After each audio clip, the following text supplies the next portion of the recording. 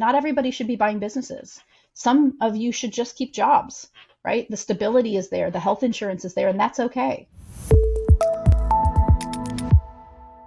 All right, guys, if you have ever thought about buying a business, then this episode is for you.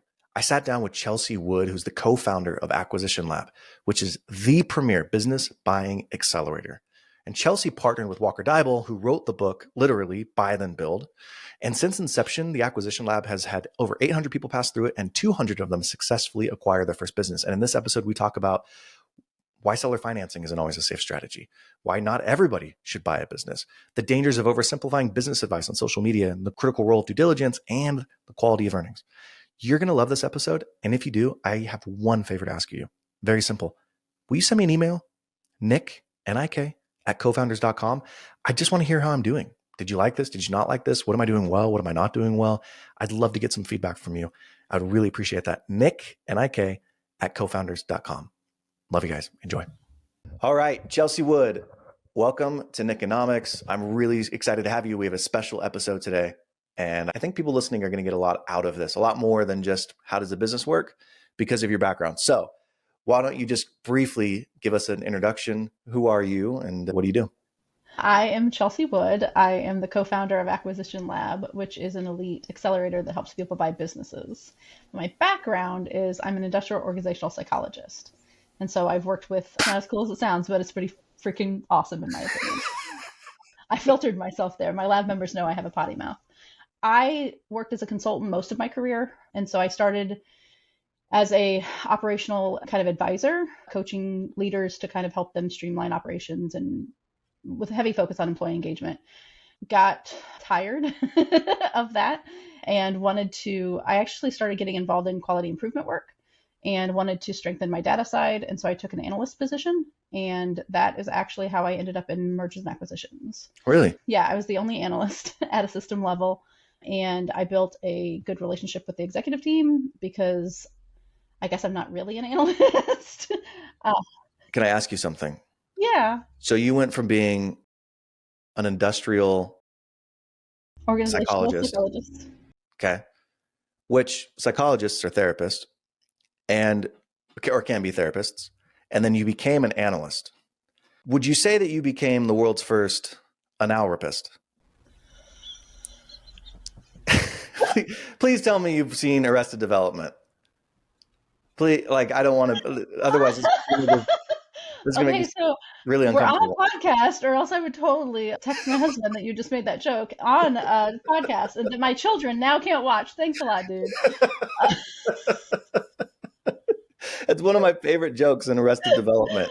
Tobias is a therapist and an analyst, and he has these business cards made up that say analrapist. And if you want to know why that's so funny, you can go Google watch it. The show. It's watch the show. But I had to ask. I've never actually met somebody who could fit that bill. It's amazing.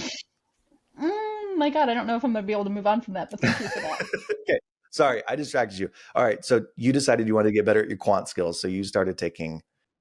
I started working as an analyst. Okay. But quickly what came to pass was that I'm not actually an analyst, right? I'm a consultant. It's what I was trained to be.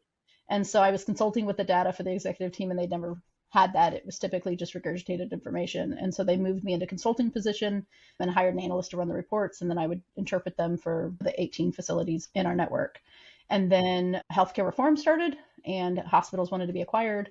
And so the CEO was like, hey, we got to figure out if we want to buy this hospital. And so I ended up helping build out the M&A division. I did that for 4 years, got married, had a child in that time, never saw either of them. So I resigned and went back to consulting, knowing that even if I was on the road 80% of the time, I would still see my kids more or kid at the time. Oh, wow. If I was doing that because I was working from home when I wasn't traveling. So I did that for 5 years. I was the only one with an M&A background. And so a lot of times I would come in after transactions and try to figure out what went well or what didn't. I'd do cleanup work with the exec team or the employees. But I ended up so one of my first clients was really little. They had acquired 7 employees.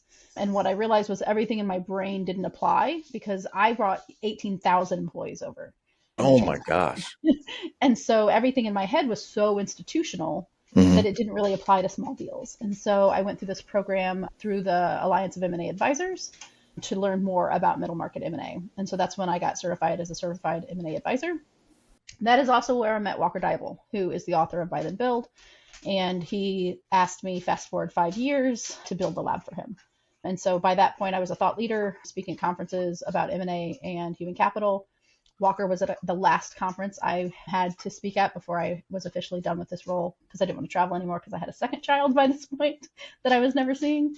And he's like, I have this idea for a business, but I don't have the bandwidth to do it. But you could do it. And I was like, I could do what?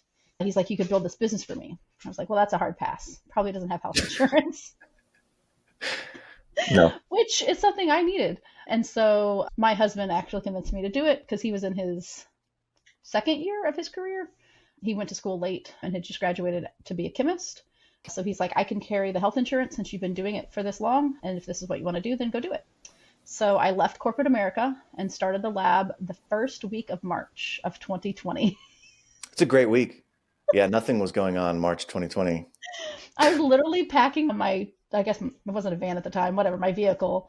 I was loading my car up to go see my dad. He's in a nursing home in Florida. And I got a call that the CDC had not had locked down his nursing home. And then like immediately after that, we get an email that like kindergarten is canceled. And I like looked at my husband. I was like, we're going to be homeless. Where do you live? St. Louis, Missouri. Okay. Yeah, what was St. Louis like? So this is like just a rabbit hole, but I lived in California, and then in March of 2020, May of 2020, we moved to Idaho.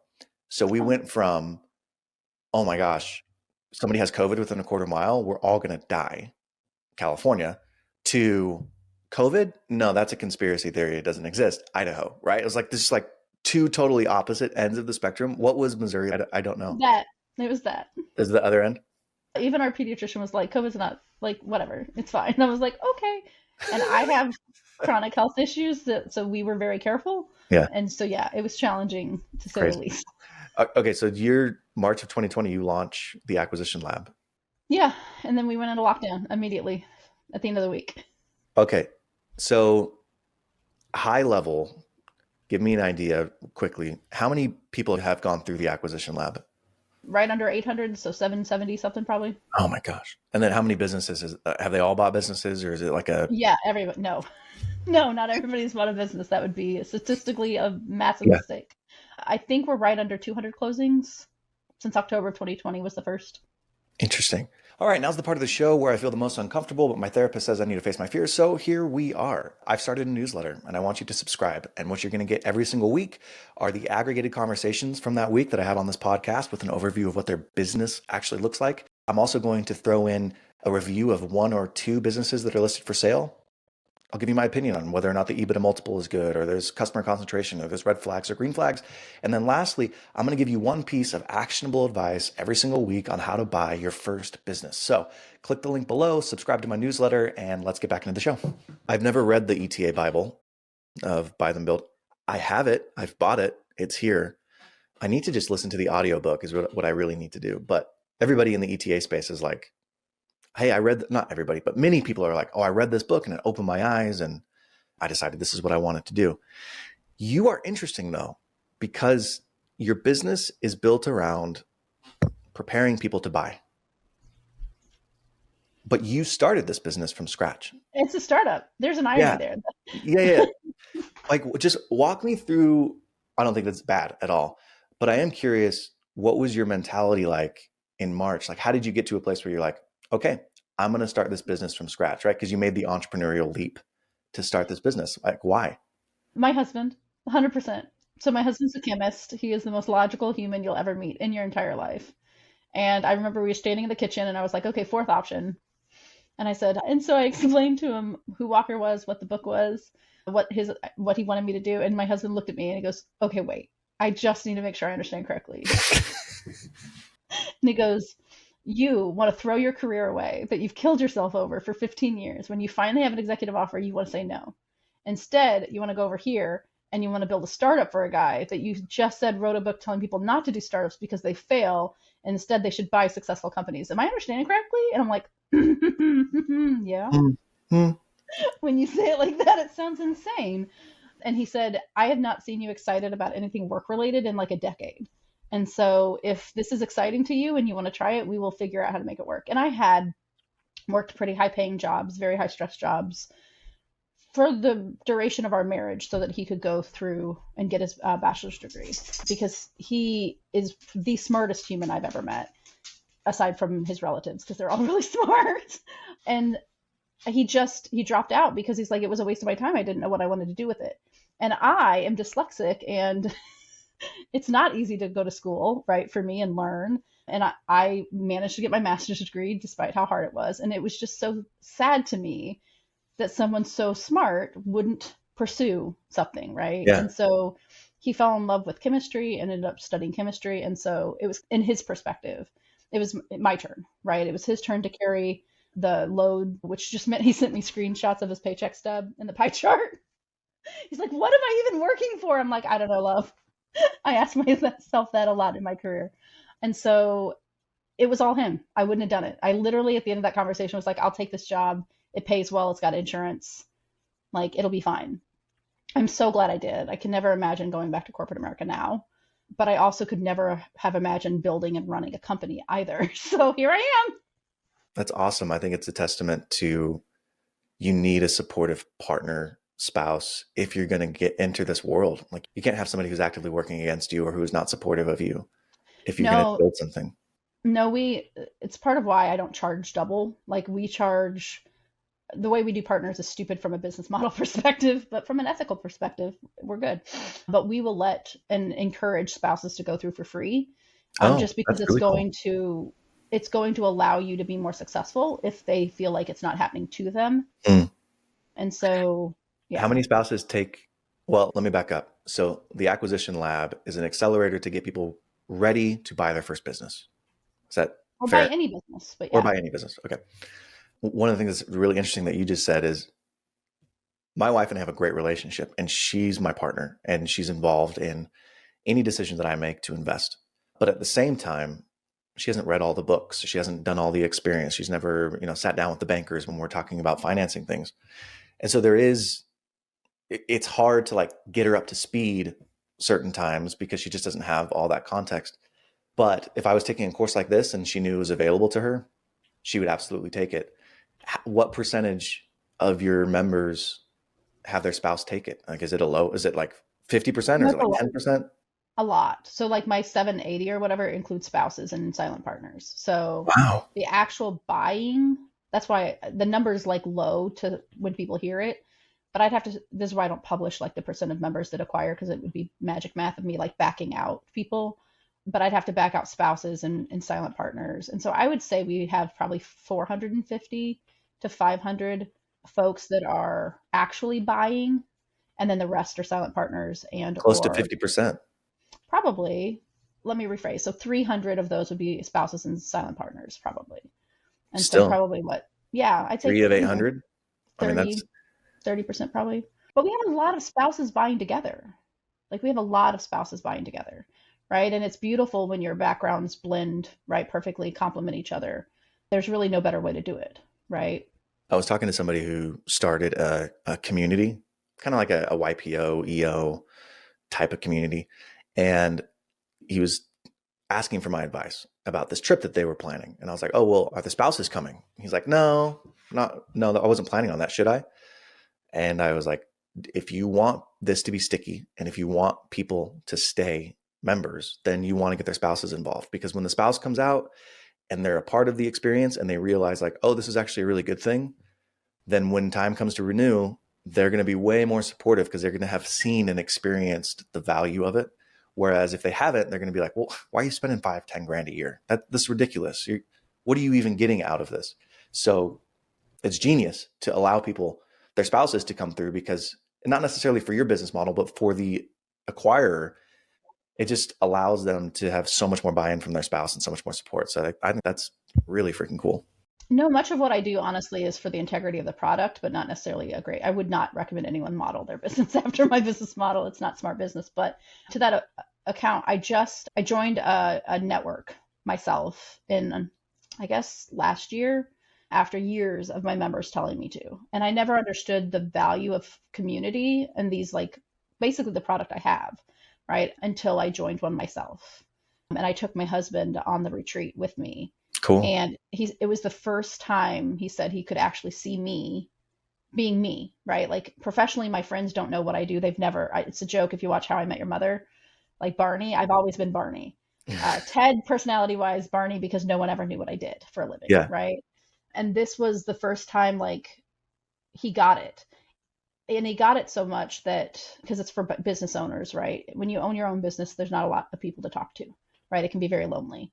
I just had a conversation with another business owner about this before I did this podcast. And I've been using ChatGPT a lot as a sounding board, and my family thinks I'm insane or that ChatGPT is going to take us over because I'm sharing so much information with it. But anyway, my husband, the value of this community, like it did like this pivot in his brain, right? Where he has only seen corporate America as the path forward, period, right? Because that's kind of how we're raised, right?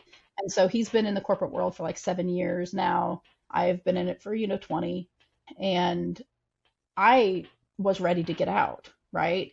He's not quite ready yet, but he now sees a path to take upon exit, right? Like I know that him and I will acquire a company together at Oh, some that's point when awesome. I've put the lab to rest. It was beautiful. Like watching, especially because this group talks about entrepreneurship and family. So we actually started a company, my husband and I, with our kids after that retreat to kind of teach them about commerce and online businesses. And it's just been a really, I don't know, I can't emphasize enough the power of bringing your spouse along, right? On your ability to actually, this is such a stressful thing. Owning your own business is horribly stressful. Buying it with debt, extremely stressful, right? And if you can bring your spouse along, so it doesn't have, so it's just one way to mitigate risk. Your spouse is coming along either way. Correct. They can either feel like a victim or they can feel like they're driving, Totally right? agree. Yeah, I totally agree with that. All right. So I think the lab is fascinating what you do. Can you give me an idea? Like, how big is your team? I think there's 24 now supporting the lab. Are you all remote or do you do these in person? Or like, how does it work? All remote. So we have advisors all over the country. Our workforce is all over the globe. What's the learning like? Is it asynchronous or is it, It's a uh, mix. it's a mix? Yeah. So lab kind of intensive is what we call it, which is like onboarding. I kind of equate it to like forklift training in manufacturing, just giving you enough to not be dangerous. And so that is, we do live workshops, but we stream Walker's education because he tapped out after the 13th cohort and we're on 48 right now. Oh, geez. Okay. And then I do a live workshop with a technical advisor or myself if I am the technical advisor. And then Thursdays we drop online content. So Is it it's a it's a course? mix. Are there like homework No, items or no? no, I would never call the lab a course. The lab is an advisory service, Okay. right? So we have exercises that we put you through to help you figure out who you are and what you should be buying. But I would never call us a course. I didn't mean it in the like, oh, I'm No, on I know. Twitter and I'm selling a course. I meant it more of like university course. You know what I mean? Where it's like, Yeah, it's here's the structured. syllabus. Here are Yes. items that you have to fulfill. Yeah, it's structured a lot like an exec MBA. That's kind of how I built Oh, it. how long is it? So the intensive is 4 weeks, Okay. but the advisory service is lifetime. So we will support all of the deals that you do. And I did that for two reasons. Number one, if I didn't keep my closers, then the people in the lab would just be a bunch of people that had never done it, Hmm. right? And my closers pivot towards operations upon closing, right? So they're not going to need to renew. And I was afraid that there would be a false sense of security once they had done one deal that they could do the rest of them themselves. And most of them want to grow through acquisition, which is my background, right? And buying a business as an individual is vastly different than buying it as a company, right? Growth through acquisition is much more nuanced. There's a lot more things that you need to be considering. And I didn't want our members to have a false sense of security and think that they can pull it. It's the same. And so this allows us to support all of their transactions while keeping the integrity, right, of the lab. And what does support mean? So we have office hours every day, twice on Tuesdays, where they can call and ask an advisor a question about their deal, about their search, about the terms in an LOI or something they found in due diligence. And then we have a live deal review call every 2 weeks where we'll help you structure your deal or we'll talk about your deal and thumbs up, thumbs down it. Oh, interesting. Okay, so there's what you pay, for the intensive, And then there's, when you say lifetime membership, is that free, or is that only place that you're generating revenue is with the intensive? That's really interesting. It's a really shitty business model. I don't highly recommend it. But it works for us. It works for us. Like, it's based off of like research and market research, and like it's the right path. Like, we acquired a company in March, so that will hopefully help balance out some of the revenue need, because it will be on more of a recurring model. But yeah, it's not a great model. I don't highly recommend it. What was the business you purchased? I can't talk about it Can't talk about it. Okay. yet. You could tell me, but then you'd have to kill me. I think one of the interesting things that you said is, just because you bought a business with a corporate company doesn't mean you know how to buy a business by yourself. And that was my experience. Like, so I started in corporate M&A, tons of experience in that space. And there's a lot of things that transfer, right? Like how you negotiate or what due diligence looks like. But then there was a whole host of things that I didn't know, like the purchase agreement, for example. I'd seen it, I had read it, but I had never been the one who was making indemnifications. I'd never been the one who was really concerned about the reps and warranties that a seller might be making, and just understanding what that meant. The financing piece, it's so much easier when you're a corporation and you have a line of credit that you can draw on. But when you're an individual and you got to go finance it, and you got to go through the SBA and go through committee and give them all your financials. And I mean, it's a whole process. And on top of that, just because you do one deal, like you said, doesn't mean you know how to do a second deal, or that all deals make sense necessarily. I like you calling that out, because there's no cookie cutter approach. And just because you've done it one time, you've done it one way. There's a million ways to potentially do it. We have had corporate M&A attorneys come through our program. Like, we have a lot of our members, especially in the beginning, we have a lot of Ivy League MBAs and high level degrees. Engineering's our biggest, most common background. But everything is academic, right? And even due diligence, having done big deals, it looks very different when Totally. you're acquiring a large company and trying to get mom and pop shops to give you information, right? And there's a level of patience and grace that has to be shown to a seller to allow for a smooth transition of ownership, right? And so I do think that there's a lot that's different that you just don't know until you try to buy a small Main Street business. First business I bought had a customer concentration issue. And like, I had heard the words customer concentration, but when you're working for a big company, you're like, customer concentration doesn't really matter because we have all these other service offerings, or I have all this help on marketing. I can do all these things. But when you're buying it and you're by yourself and you're like, crap, 60% of my business is with one customer, Yeah. that freaks you out. And then you need to start thinking about, okay, does that affect the purchase price? Or like, how do I build this into the purchase agreement? And we built some mechanisms into the seller note that kind of protected us. But yeah, I mean, there's just a million things that you kind of conceptually know, but it feels so much different when you're actually the one pulling the trigger and signing on the dotted line. Well, what you just highlighted there is so we have a really low acceptance rate into the lab, but it's more of an invitation rate. So like, I'm not going to work with anyone that wants to use seller financing as a financing strategy, right? What you just described, it 100% accurate, right? Seller financing is a risk mitigation strategy. You introduce it when there's risks in the deal. But if you're going into this wanting to buy a business with 100% seller financing, you're probably making a mistake, right? Okay.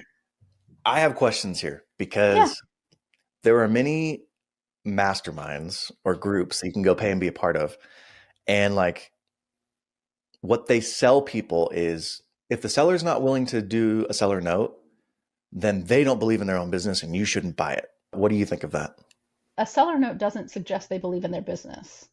In my opinion, this is Chelsea's opinion, nobody else's, right? A seller note suggests that they believe you're not going to fuck up. Oh, sorry. You're not going to mess up their business, right? Like, how does that? Yes, good. They have faith in their business, but like, you coming in and taking over, you could tank the business. They know nothing about you.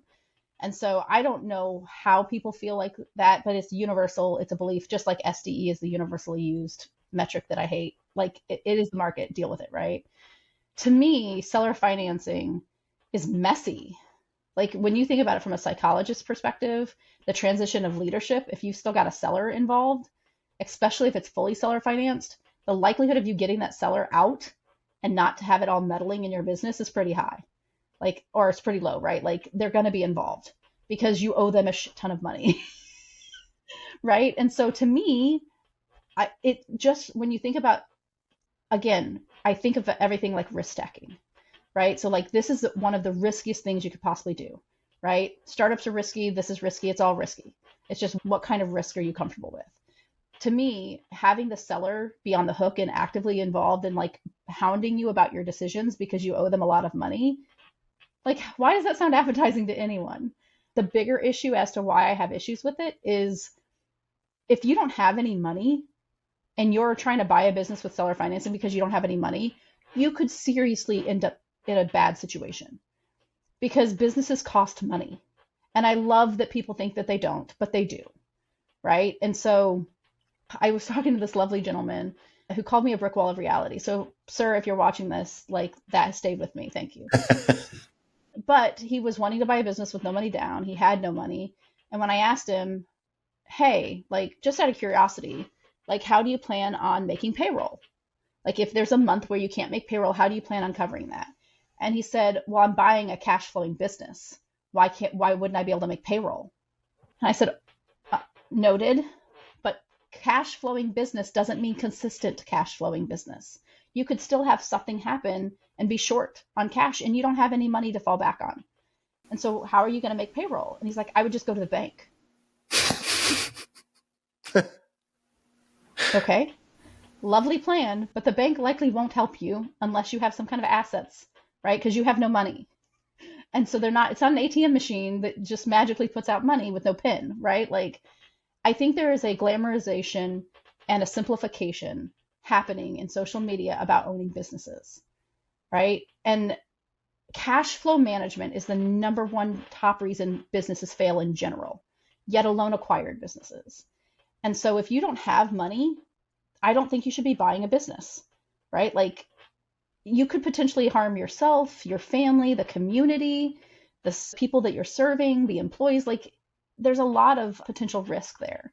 Whenever I buy a business, I don't always put 20% down. I've had deals where I put no money down and seller financing, but I always earmark at least 20% to that business because you just never know what's going to happen. And one of the examples that I give a lot is in healthcare, for example, we don't get paid for 60 days, 45 to 60 days, depending on how good your collections are. And on paper, if you double your census, and doubling your census means doubling your revenue. So you go from $100,000 a month to $200,000 a month in revenue. Well, in order to care for all those patients, you've got to hire nurses to care for those patients, right? And so what do? Oh, well, you staff up. Okay, cool. I've hired nurses, I've hired CNAs, I've bought supplies. Here's the problem. We doubled our census in August, let's say. Great. And I've had to hire all those nurses for August. Cool. September comes. I've got to do that again, pay for those people. I don't get paid for the services that I rendered in August until October. So where's the money come from for me to hire all these nurses or for me to pay for these supplies? That conversation is always like oh, yeah, that makes sense. But the same is true when you purchase a business. Like, what do you do when you purchase a business? Well, you got to bring the team in and you got to get everybody to get to know you. And, you've got to get them to sign up for their benefits. And like, there's a lot of admin time. Even if that's 10%, that's less time that they're in the field. Your sales are going to dip, period, end of story. But your costs are going to stay consistent because you've got to maintain that level of staffing. So what happens? It's the J curve. Like you take a dip and then you're able to ramp back up later. But if you don't have a cash reserve to pull on, you're taking a big bet. Could it work? Sure. Will it work? I don't know. I think the odds of it working are not great. But yeah, it's always eye-opening to me to see people who are like, no, I can buy a business with zero money down. It's like, yeah, you can, for sure. You can. You absolutely can. I just don't know that it's wise if you don't have any money to fall back on, to your point. And the other thing that people say is, well, I have working capital. Working capital burns so fast. It is almost always undervalued.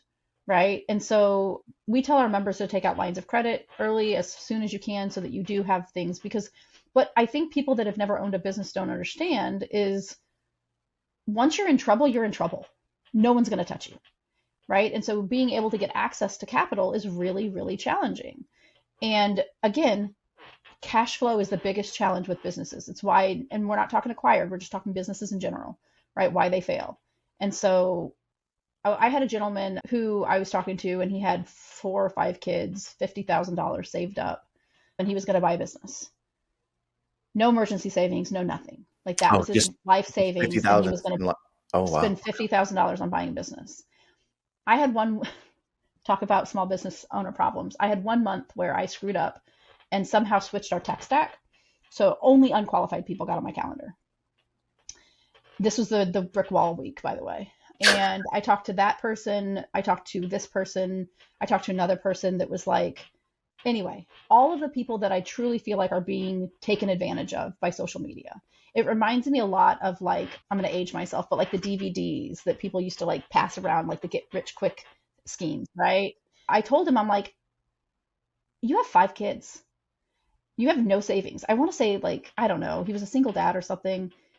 I literally hung up my phone. It was a Friday by the time I had made talked to him and this other woman. And it was also grandparents' day at my son's school. So my mom had happened to stop by after leaving the school. I literally fell in her arms sobbing because I'm so sad that there are so many people that are like, yeah, I'm going all in. This is my savings and I'm going to get rich. It's like, you can't guarantee you're going to get rich. I can guarantee actually that the business is likely going to decline, like you talked about, right? And so there's so many things that I think are happening with this glamorization. Not everybody should be buying businesses. Some of you should just keep jobs, right? The stability is there, the health insurance is there, and that's okay, right? Wait until you have money saved up where you can do it in a less risky way. If you have a risk tolerance where you're able to go and do whatever the hell you want without any repercussions, then by all means, buy until you turn blue, right? Yeah. Like, but it's not right for everybody, No. right? Like, somebody said, well, how do I know if I should buy a business or not? My answer is always the same. Like, if you are somebody who just figures shit out, you'll be fine because you'll continue to figure shit out when it's your own business. But if you're somebody who needs someone to tell them what to do, right? Like, you don't know what to do in a time of crisis or a challenge, like you're just not a problem solver, and that's okay, right? Then don't buy a business because no one is going to be able to tell you what to do. I kind of give this analogy to people, especially when I'm talking to them about this. So like, well, so-and-so did it. Or like, oh, I could do it. And I give this analogy. And I'm like, okay, if you go to Vegas or any casino and there's a game that you can play, and let's say the odds at blackjack are you will win 80% of the time, but you only ever win like 5% of your stack. There's another game where you could win 20% of the time, but if you win, you could earn 200% of your stack. Those two are very different games. And I am going to go play the game that has the higher probability of success, even if that means there's a lower risk or lower payback than the other game. Like, could I win the other game? Sure, I could win 20% of the time. I could win. But why would I go and bet my life savings on a game that I could win or has a lower probability of success? I'm going to go play the game that has the higher probability of success because I know I'm putting everything on the line for that. I'm not saying that business is gambling, but there is a ton of risk involved. And I think you need to get to know kind of where you are and what your level of appetite is. So this is the part I'm excited for. I created this little, I don't even know what it's called, test. It's not a test in the sense where it's like, answer these questions and you'll know which Harry Potter character you are. Oh, but I really wanted to know. I know. Number 7 will surprise you. Hufflepuff. I'm a Hufflepuff. I don't actually know what I am, but you know. But it is like a set of questions that I have that by the end of it, you should have a better idea of like yourself. And hopefully that helps you make some better decisions. So I'm going to share it with you and I want to get your opinion because you are way more knowledgeable than me, but I think this is a cool exercise to walk through. Let's do this. All right, perfect. And I do want to say on the record while you pull this up, I am not saying don't go buy a business if you want to. We are all adults.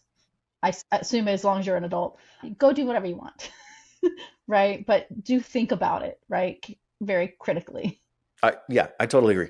If you're going to spend this much money, like actually think through the second and third order effects of your decisions. Okay, so the first thing that I always go through is your risk profile. And there's kind of two components to that. There's your family situation, and then there's your personal appetite for risk. So I go down here. Here are my questions. Family situation. I always like to, okay, what describes your current financial responsibilities? And so it's like high, moderate, or low. How long can you sustain without a steady income? So it's like, okay, do you have an idea? What are your monthly living expenses? That's one thing that I think is fascinating is people who are buying businesses. It's like, they don't even know what their monthly living expenses are. If you ask them, they're like, I don't know, $10,000. It's like, okay, that's not a very. This is why we have such a low acceptance rate because these are this is what I go through with applicants on the phone to make sure that they can actually afford to buy a business large enough to support their standard of living, and a lot of Really? times they can't. No, no, that's all. Yes. All right. Does your spouse work? And then how would you describe your spouse? This is the like ultra supportive, supportive, but realistic, not supportive. So that's like, okay, personal situation. Here's my favorite question though on like your personal risk appetite. Are you ready for it? And I want your answer. Which of the following scenarios is more painful for you? Missing out on an opportunity that later becomes highly successful, or pursuing an opportunity, failing, and facing significant financial loss? Ooh, that's interesting. So I am financially insecure. So I was homeless as a kid. So like I don't Oh, do financial risk real well. So it would be B. Like I will do nothing to risk my kids like their childhood. like just knowing that about yourself, I think is very valuable. I'm A. For me, if I had the chance to invest in Facebook and I missed it, I just would never be able to get over that. It would be Yeah, I very don't hard care. for me to like I don't move care. on. I'm like that was a choice I made and then I move on. But like if we ended up being homeless, I would not literally probably not survive that. Like, and I think that like to me, this is such a powerful question to ask and answer of yourself Oh, is it's like, beautiful. I would never have asked that. then when you go into these situations, you're like, okay, I know how I need to craft. Like for you, I need to protect my downside risk. I need to Correct. make sure that I'm going in and crafting a situation where my downside risk is protected. So the second piece is personality. Are you an introvert or an extrovert? Now, this doesn't really like tell you whether or not you should buy a business, but the example I give is like, if you're an introvert, either partner with somebody who's like really good with people or find a business that has like the sales, marketing, and people figured out. If you are an introvert and you're buying a business that is dependent on the owner to drive sales or to be like the salesperson, doesn't matter how good the quote unquote business model is, you're just setting yourself up for failure. The opposite is true in my mind is like if you're an extrovert, either partner with somebody who's an introvert or find a business with somebody who can handle the operations that's consistent and not relying on you being the COO. Like if you're an extrovert, go lean into being an extrovert, be with people, drive sales, make the team feel good. Don't set yourself up to buy a business that needs someone who's like steady Eddie, really good with the operations, razor thin margins, etc. So this is the only one I don't agree with you on so far. Okay, tell me why. I like how you framed it, but as a psychologist, and one that struggles with this kind of classification, I don't love it. Tell Um, me why. I think that as long as you have, so I agree with you about aligning to your value, right? Like, don't buy a company that's going to have a gap that you can't fill unless you have a partner that brings that strength to the business, which is what you're saying with the or, right? The struggle that I have with this is it's only relevant if you're like, I'm an extrovert that functions as an operator, right? I could easily do this for a short period of time because I'm in year 5 of the lab. Does it suffer? Yes. Right? Should I find somebody that's a more of an, data details person? Yes.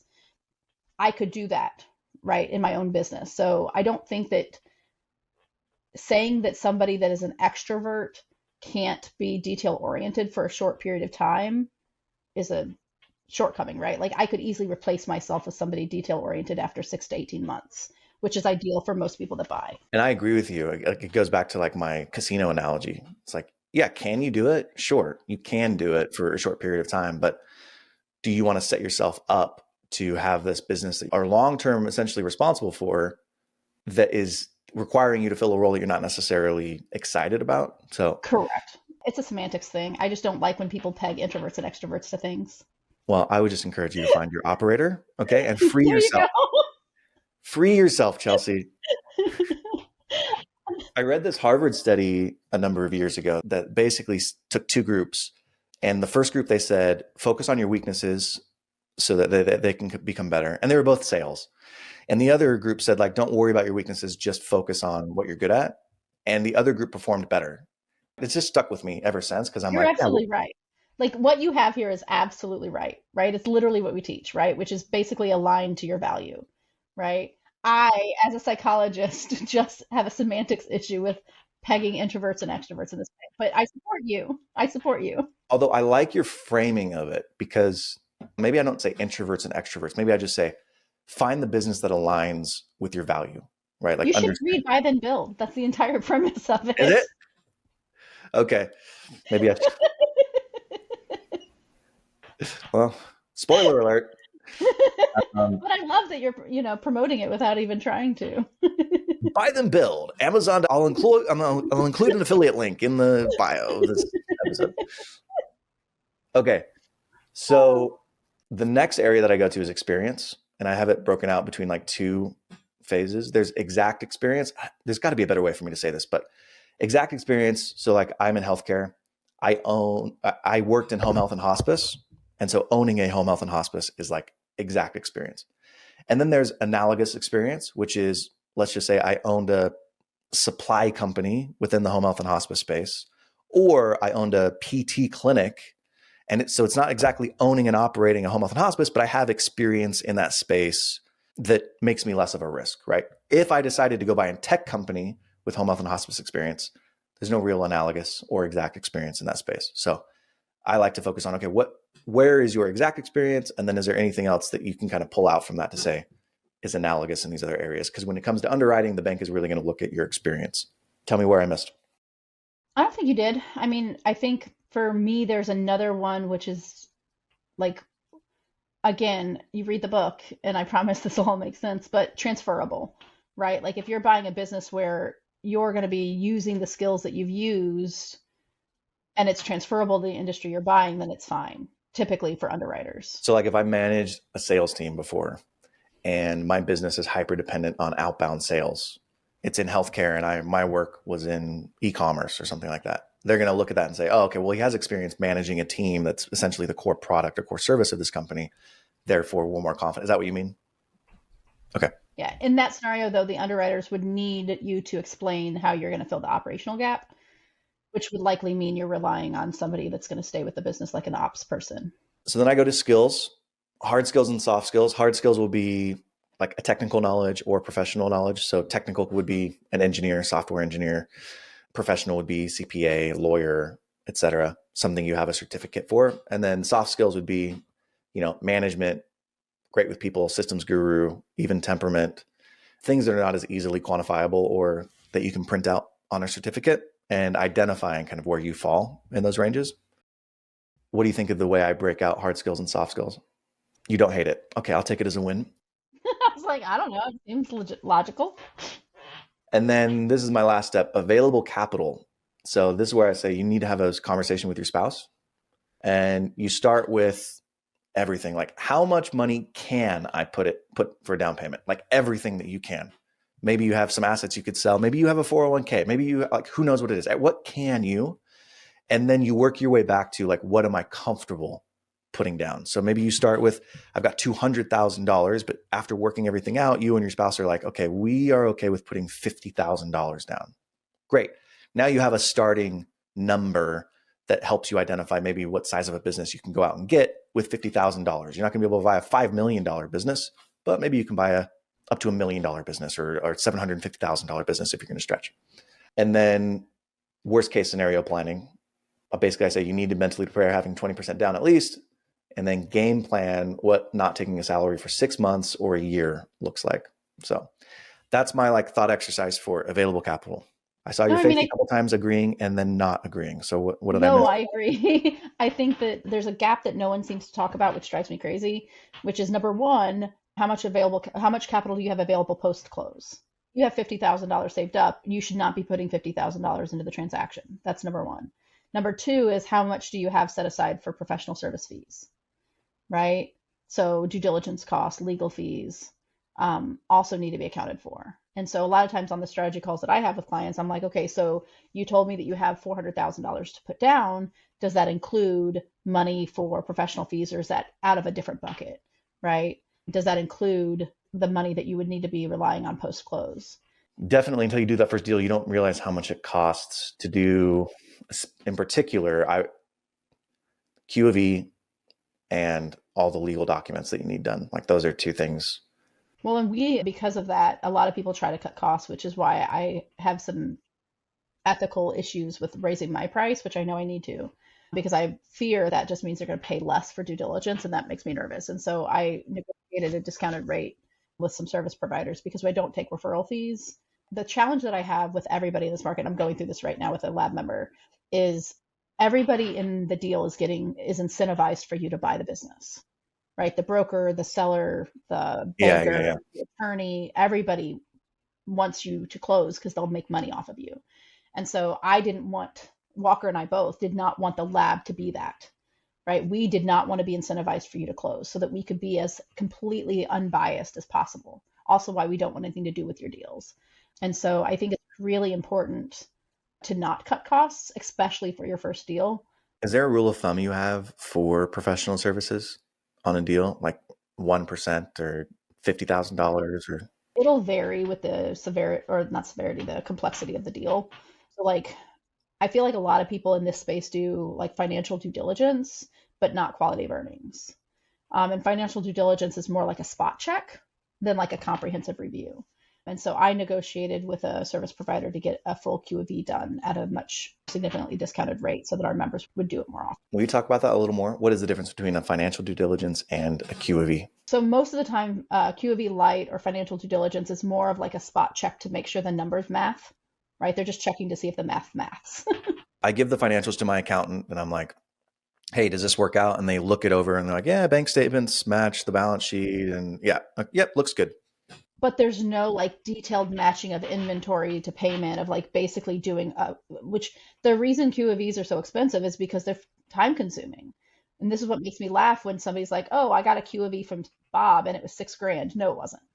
Like if it's a Q of E, it wasn't $6,000 because of how much time it takes to actually do a full Q of E, right? Like, and I have a comparison for our members, but it's like, financial due diligence is really, think about it like quality control, where it's like we're going to check a 10% sample, right? So like we take the population, we cut it down, and we're like, this many is required for a representative sample. So they're going to check a few items. Whereas a Q of E is they're making sure that the money you're buying is actually there, right? One of my favorite things, at least in the Q of E's I've gotten, and it might be different because I've had healthcare, but they always do an accounts receivable breakdown, especially if you're buying working capital, like if working capital is a part of the deal, because working capital isn't just cash in the bank. It's current assets minus current liabilities anyways, there's more complexity to it, but that's essentially what it is. And a part of current assets are your accounts receivable. And so in the quality of earnings, they'll take a look and say, hey, yeah, there's $1 million of accounts receivable in this business, but 80% of that is over 180 days.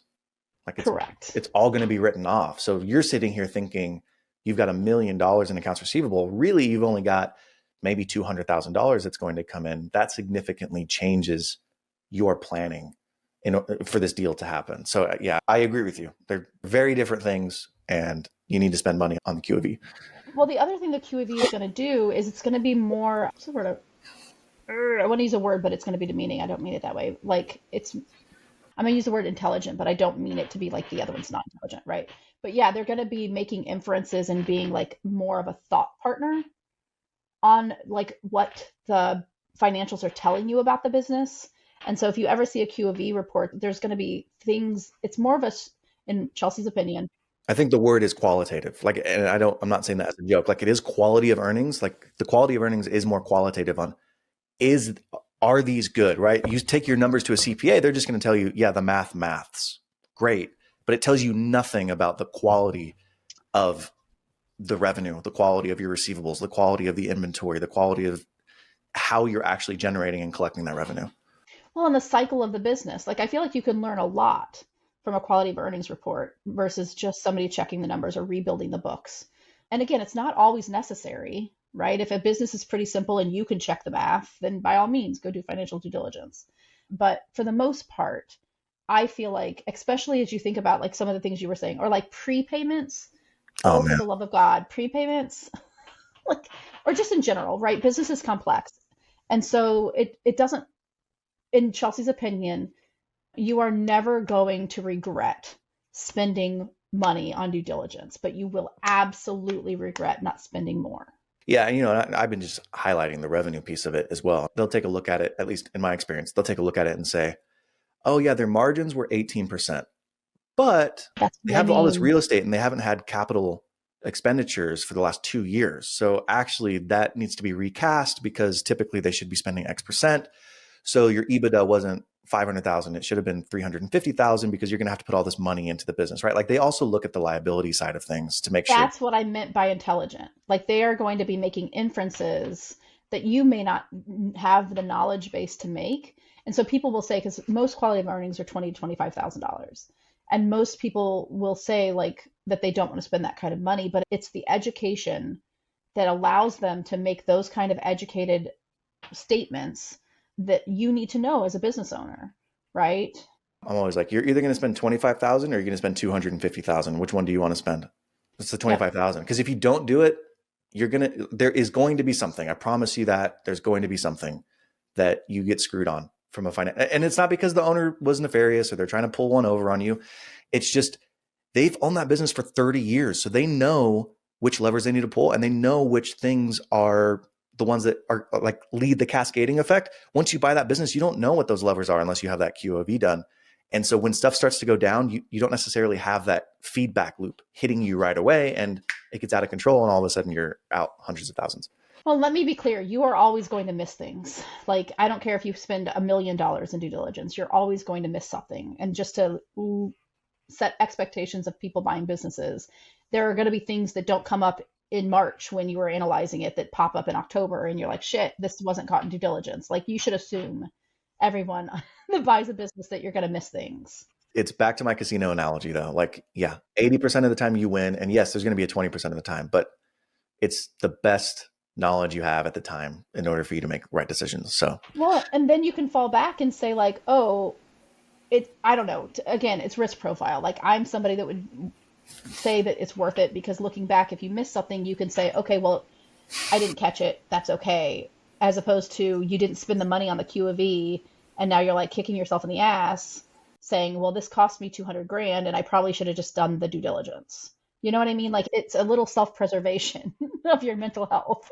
yeah, I totally agree. And not everybody listens. And sometimes you have to go through that lesson I'm very lucky because in the corporate company that I work for, I came in at a time where they were writing off 10% of their revenue to bad debt. And it was because they had done a very poor job upon transition, understanding their systems and processes, et cetera. And so for me, I'm like, I don't ever want to freaking mess with anything collections based. I want to know exactly where my AR is. I want to know exactly what my revenue looks like. So yeah, I'll pay the $30,000 for QOV, but it's because I saw how bad it can be. And I think until you can understand it conceptually, but when you have to write a $25,000 check, you're like, could I get away with this? I don't know if it's that bad. And I see people talking themselves out of it, and you're going to learn one way or the other. Mm-hmm. What do you think of my 5 areas? Am I missing anything? No, it seems, Okay. I mean, I'm sure you are, but it looks good. And like, if I say no and it's recorded, no, based on Don't everything I've worry. thought of up to There's no lawyer sitting here. I guess I need to read buy them build at this point. You do. One thing about risk, though, that I feel like everybody kind of underestimates is if you're buying with debt, whether it's owed to a seller or it's owed to a bank, you need to really sit deep with how you're going to feel going to bed every night, carrying millions of dollars over your head if you're buying a multi-million-dollar company, right? Like that can really erode certain people, right? Some people absolutely have a visceral reaction to debt. Buying a business with debt is probably not a great move for you as a human, right? Like the worst thing you could do is buy a business and then have a heart attack. And I'm not kidding, like it happens because of the stress of carrying that level of debt. And I want it to be clear, if you're buying a business, I don't care how mature the company is. I don't care if you're involved in operations or not. At the end of the day, everything depends on you. Whether you're doing the work or not, you own the business is yours, like you're on the hook for it. That is an enormous amount of stress, whether people want to admit to it or not. And so I think that people need to understand um, their own mental health, right? Like how much can you handle? How much is that going to impact you? It's really interesting because this is the kind of the opposite of that, but I think still illustrates the same point. After I sold my companies, it was the first time I ever had money. I mean, not like first time I ever had money, but a lot of money that I was trying to figure out what to do with. And I remember I went and got a financial advisor and was like, I want somebody else helping me work through this stuff. And I was asking him, I'm like, Jeff, how much money should I have in cash? Like, I don't want to put it all into the market. I don't want to put it all into these investments. I want to make sure like I have flexibility, blah, blah, blah. And like, tell me, what's the ratio? And he was like, honestly, whatever helps you and your wife sleep at night. And I've taken that advice ever since. And I have probably more cash than most people would have, but it helps me sleep at night. And I think that's a very real assessment. Like you're saying, you need to know whether or not you can sleep at night with millions of dollars of debt hanging over your head, because it's a very real thing. It is, and there's a lot of, like I said, I know that social media is making it seem like everybody should run out and buy a business tomorrow, but I just, in my heart of hearts, don't believe that that's true, right? There are some people that your life is going to be better served as an employee, and there's no shame in that. This has been awesome. I can't believe we're coming up against an hour, because that freaking flew by. Thank you. I just want to thank you for the free consulting that you gave me on my little self Yeah, I assessment. would like it to say like created in conjunction with Chelsea Wood because she's amazing. She is. She is amazing. Where's the best place for people to come find you if they want to learn more about Acquisition Lab? You can find me on LinkedIn. You can find me on, honestly, that's it. I was going to say Twitter because I have a Twitter, but I don't go into it ever. Okay, So don't perfect. message me there. I won't see it. You can email me at chelsea@buythenbuild.com. Find out about our lab at acquisitionlab.com. Okay. This has been fantastic. Appreciate you coming on. My pleasure. My pleasure. Talk All soon. right. We'll talk soon.